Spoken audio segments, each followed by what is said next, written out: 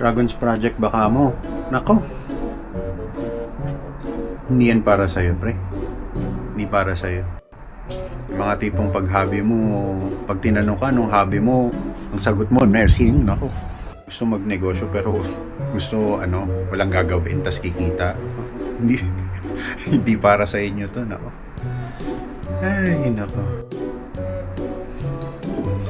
Pagka ganun, punta na lang kayo sa dun sa mga scammer ba, yung gawin natin yung 50k mo, 50k ko, yung mga ganun. Diba?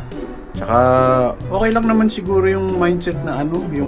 Okay lang magpahuli na naman ako this year. May next year naman eh.